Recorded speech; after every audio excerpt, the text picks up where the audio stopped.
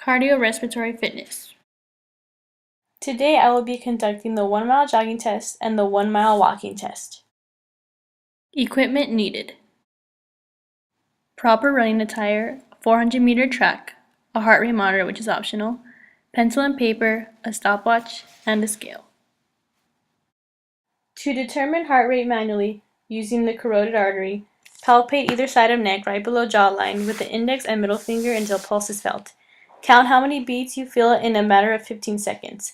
Multiply this number by 4 to get heart rate in beats per minute. You can also determine heart rate by using the inside of your opposite wrist. Follow the same procedures as before. The 1 mile jogging test is a submaximal test, therefore heart rate should not exceed 180 beats per minute. This is appropriate for 18 to 29-year-old men and women. It must be performed at a comfortable pace. Men should finish in at least 8 minutes, while women should finish in at least 9 minutes. Heart rate should be measured right after completion.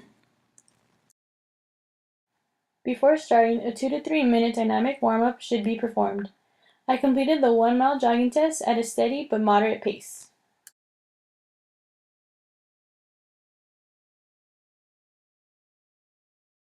Immediately after I finished the 1 mile jogging test, I manually took my heart rate using the procedures mentioned before. I also recorded the amount of time it took me to finish the 1 mile jogging test. The 1 mile walking test is also known as the Rockport 1 mile walk test. This is a submaximal test. This is a custom for 20 to 69-year-old men and women. This also includes sedentary individuals. The goal is to walk as fast as possible without running. Heart rate should be measured right after completion. Before starting the 1 mile walk test, a 5 to 10 minute warm-up should be performed. Immediately after I finished the 1 mile walking test, I manually took my heart rate using the procedures mentioned before. I also recorded the time it took me to complete the 1 mile walking test. The VO2 formula for the 1 mile jog test is shown below. The information that I plugged into the formula is my time in minutes, my weight in kilograms, my heart rate in beats per minute, and a 0 since I am a female.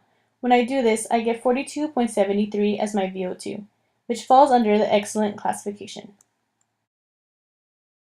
The VO2 formula for the 1 mile walk test is shown below. The information that I plugged into the formula is my time in minutes, my weight in pounds, my age in years, my heart rate in beats per minute, and a 0 since I am a female. When I do this, I get 50.8051 as my VO2, which falls under the superior classification. This is the chart I used to determine my classification based on my VO2 calculations, my age, and gender. This chart can be found on page 59 of the ACSM Resources for the Exercise Physiologist.